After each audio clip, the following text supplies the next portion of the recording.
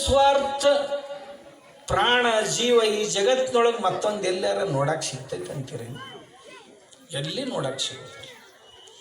ಮಗು ಕೆಸರಿನಾಗ ಆಡಿ ಬಂತು ಅಂದ್ರೆ ಹೇಸಿಯಾಗ ಆಡಿತು ಅಂತಂದ್ರೆ ಎಂದೂ ಹೇಸಿಗೆ ಮಾಡ್ಕೊಂಡಕ್ಕಲ್ಲ. ರೊಟ್ಟಿ ಮಾಡ್ತಿದ್ಲು ಅಂದ್ರೆ ಅದೇ ಹಿಟ್ಟಿನ ಕೈಲೇ ಬಂದು ಮಗುವಿನ ಎತ್ತಿ ಎದಿಗೆ ಅವಚ್ಕೊಂಡಕ್ಕೆ ಅಪ್ಕೊಂಡಕ್ಕೆ. ಹೊಲಸೈತಿ ಅಂತಂದಲ್ಲಿ ದಿವ್ಸಕ್ಕೆ 10 ಸಾರಿ ಹೊಲಸು ಮಾಡಿದ್ರೆ 10 ಸಾರಿ ಜಳಕ ಮಾಡಿಸಿದ್ಲು, 10 ಸಾರಿ ಬಟ್ಟೆ ಬದಲು ಮಾಡಿದ್ಲು. ಎಷ್ಟಂತರ ತೊಳೆದಿದನ್ನ ಅಂತ 1 ಸಾರಿಯಾರ ಅಂದಾಳೆ? ಅನ್ಲಿಲ್ಲ. ಎಷ್ಟು ಸರಿ ತೊಳಿಲಿದನಂತ? ಆಡಿಬಾನನ ಕಂದ ಅಂಗಾಲ ತೊಳೆದೇನು.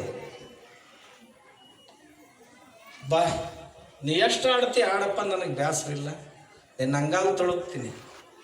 ಬಂಗಾರ ಚರಿಗ್ಯಾಗ ತಿಳಿನೀರು ತಗೊಂಡು ಮುಖ ತೊಳಿತೀನಿ, ಪಾದ ತೊಳಿತೀನಿ ಕೂಸ ಅಂತ ತೊಳೆದಕ್ಕೆ ಬಳದಕ್ಕೆ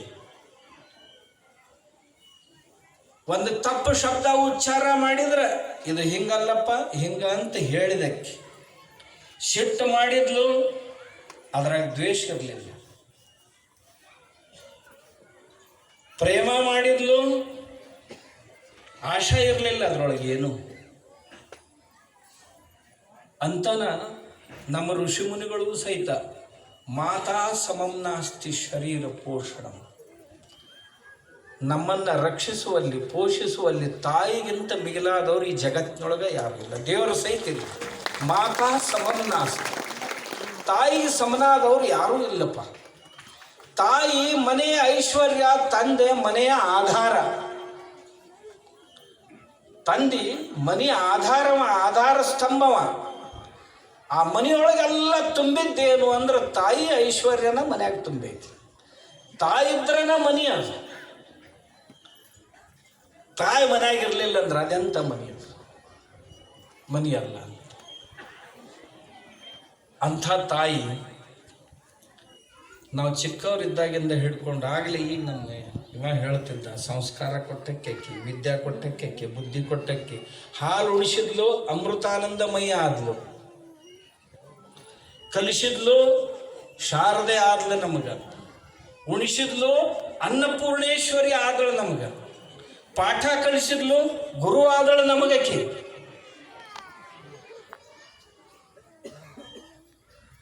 ವೀರತನ ಶೂರತನ ಕಲಿಸಿದ್ಲು, ನಮಗ ಆದಿಶಕ್ತಿ ಆದ್ಲಕ್ಕೆ. ಹೇಳಿತನ ಕಲಿಸ್ಲಿಲ್ಲ ಯಾವ ತಾಯಿ. ಛತ್ರಪತಿ ಶಿವಾಜಿಯನ್ನಾಗಿ ಮಾಡಿದವಳು ಜೀಜಾವು ಅಂತಕ್ಕಂಥ ತಾಯಿ. ರಾಮನನ್ನ ಲೋಕಪೂಜ್ಯನನ್ನಾಗಿ ಮಾಡಿದಂಥವಳು ಕೌಶಲ್ಯ. ಕೃಷ್ಣನನ್ನ ಲೋಕವಂದ್ಯನನ್ನಾಗಿ ಮಾಡಿದಂಥವಳು ದೇವಕಿ ಮತ್ತು ಯಶೋದೆಯರು. ಈಶ್ವರಚಂದ್ರ ವಿದ್ಯಾಸಾಗರನನ್ನ ಜಗತ್ಪೂಜ್ಯನನ್ನಾಗಿ ಮಾಡಿದಂಥವ್ರು ಅವರ ತಾಯಿ. ಹೆಜ್ಜೆ ಹೆಜ್ಜೆಗೂ ತಿಳಿಸ್ತೈತಿ, ತಮ್ಮ ತಪ್ಪು ಹೆಜ್ಜೆ ಬೀಳುತ್ತೈತಿ. ನಮ್ಮ ಜಾನಪದ ಸಾಹಿತ್ಯದೊಳಗೆ ಮಕ್ಕಳಿಗೆ ತಾಯಿ ಉಪದೇಶ ಮಾಡ್ತಾಳೆ. ಎಂತೆಂಥವ್ರು ಹೋಗ್ಯಾರೋ, ತಮ್ಮ ನೀ ಏನು ಉಳಿತಿದಿ, ಅದನ್ನು ಮಾಡಕ್ಕೆ ಹೋಗಬೇಡ. ರಾವಣನಂತವ್ರು ಹೋಗ್ಯಾರ, ದುರ್ಯೋಧನನಂತವ್ರು ಹೋಗ್ಯಾರ, ಶಕುನಿ ಅಂತವ್ರು ಹೋಗ್ಯಾರ, ನೀ ಆಗಿಡಕ್ ತಪ್ಪಲಪ್ಪ, ಆ ದಾರಿಗೆ ಹೋಗಕ್ಕೆ ಹೋಗ್ಬೇಡ ಅಂತ ತಿದ್ದಿ ತೀಡಿ ಬೆಳೆಸ್ಬೇಕು ತಾಯಿ. ಅಂತನೇ ನಮ್ಮ ಎಲ್ಲ ವಿದ್ಯಾರ್ಥಿಗಳು ಗುರುಕುಲದಲ್ಲಿ ಅಧ್ಯಯನ ಮಾಡಿ ಮನೆಗೆ ಹೊಂಟ್ರು ಅಂತಂದ್ರೆ ಕಡಿ ದಿವಸ ಇದನ್ನ ಹೇಳ್ತಿದ್ರು ಗುರುಗಳು. ಬೀಳ್ಕೊಡುವ ಸಮಾರಂಭ ಅಂತ ಆಗ್ತಿತ್ತು ಉಪನಿಷತ್ ಕಾಲದೊಳಗೆ. ಆ ಬೀಳ್ಕೊಡುವ ಸಮಾರಂಭದೊಳಗೆ ಇದನ್ನ ಹೇಳ್ತಿದ್ರು, ಸತ್ಯಂ ವದ ಧರ್ಮಂ ಚರ, ಸತ್ಯಾನ್ನ ಪ್ರಮದಿತವ್ಯಂ ಧರ್ಮಾನ್ನ ಪ್ರಮದಿತವ್ಯಂ, ಮಾತೃದೇವೋ ಭವ ಪಿತೃದೇವೋ ಭವ ಅತಿಥಿ ದೇವೋ ಭವ ಆಚಾರ್ಯ ದೇವೋ ಭವ, ಯಾನ್ಯವದ್ಯಾನಿ ಕರ್ಮಾಣಿ ತಾನಿ ಸೇವಿತವ್ಯಾನಿ ನೋ ಇತರಾಣಿ, ಏಷಃ ಉಪದೇಶಃ ಏಷಃ ಆದೇಶಃ ಏತತ್ ಅನುಶಾಸನಂ ಅಂತ ಹೇಳಿ ಮನೆಗೆ ಕಳಿಸ್ತಿದ್ರು. ಯದೇತಿ ವಿದ್ಯೆಯ ಕರೋತಿ ಶ್ರದ್ಧೆಯ.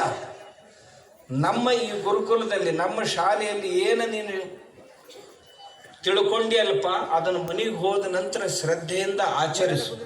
ಅದರ ಸಾರವನ್ನು ನಿನಗೆ ಹೇಳ್ತೀನಿ ಈಗ ಮನೆಗೆ ಹೋಗಾಗ. ಸತ್ಯ ಧರ್ಮಗಳಿಗೆ ಅಂತರವನ್ನು ಆಗಿ ಕೊಡಬೇಡ. ತಂದೆ ತಾಯಿ ಗುರು ಅತಿಥಿಗಳು ಇವರೇ ದೇವರು. ನಿಂದನೀಯವಾದಂಥ ಯಾವ ಕಾರ್ಯಗಳನ್ನು ನಿನ್ನ ಜೀವನದಲ್ಲಿ ನೀನು ಮಾಡಬೇಡ. ಅನಿಂದ್ಯವಾದಂಥ ಕರ್ಮಗಳನ್ನೇ ಸೇವಿಸಬೇಕು ನೀನು. ಇದು ನನ್ನ ಉಪದೇಶ, ಇದು ನನ್ನ ಆದೇಶ. ಅಲ್ಲ ಅಲ್ಲ, ಏತತ್ ಅನುಶಾಸನಂ. ಇದನ್ನೇ ಜೀವನದ ಪರಿಪಾಠ ಅಂತ ತಿಳ್ಕೊಂಡು ಮನ್ಯಾಗ ಮಾಡ್ಕೊಂಡು ಹೋಗಪ್ಪ, ಇದಕ್ಕಿಂತ ದೊಡ್ಡದು ಏನೂ ಇಲ್ಲ ಅಂತ ಹೇಳಿದರು. ಅಂಥವ್ರು ತಂದೆ ತಾಯಿ. ಅವರಿಗೆ ಸಮ ಉದಾಹರಣೆ ಕೊಡಲಿಕ್ಕೆ ರಾಮಾಯಣದೊಳಗೆ ವಾಲ್ಮೀಕಿಗೆ ಸಹಿತ ಉದಾಹರಣೆ ಕೊಡ್ಲಿಕ್ಕೆ ಆಗಲಿಲ್ಲ. ತಾಯಿಯನ್ನು ವರ್ಣನೆ ಮಾಡುವಾಗ ವಾಲ್ಮೀಕಿಗೆ ಕೇಳಿದರು, ಯಾರಂಗದಳಕ್ಕೆ ತಾಯಿ ಅಂತ. ಒಂದು ಉಪಮೆ ಕೊಡ್ಬೇಕಲ್ಲ, ಉದಾಹರಣೆ ಇವ್ರಂಗದಾಳಂತ ಅಲ್ಲ. ಸಮುದ್ರವನ್ನು ಉಪಮೆ ಕೊಟ್ಟು ವರ್ಣಿಸುವುದಾದ್ರೆ ಯಾರಂಗೈತಿ ಅಂತ ಹೇಳೋದು. ಸಮುದ್ರ ಯಾರಂಗೈತಂದ್ರೆ ಸಮುದ್ರದಂಗ ಐತಿ. ನಮ್ಮೂರನ್ನ ಕೆರೆಯಂಗ, ನಮ್ಮೂರು ಡ್ಯಾಮ್ನಂಗ ಅಂತ ಹೇಳಕ್ ಬರುವುದಿಲ್ಲ. ಸಮುದ್ರಕ್ಕೆ ಉಪಮೆಗಳೇ ಹೇಗೆ ಇಲ್ಲವೋ ಹಾಗೆ ತಾಯಿಗೆ ಮತ್ತೊಂದು ಉಪಮೆ ಇಲ್ಲ. ತಾಯಿ ಯಾರಂಗದಾಳ ಅಂದ್ರೆ ತಾಯಿ ಹಂಗ ಅದಾಳಾಕೆ. ಅವು ಯಾರಂಗ ಅಂದ್ರೆ ಅವನಂಗ ಇದ್ದಾಳೆ. ಅವಳ ಆ ತ್ಯಾಗ, ಅವಳ ಮನಸ್ಸಿನ ಉದಾರತೆ, ಅವಳ ಧೈರ್ಯ,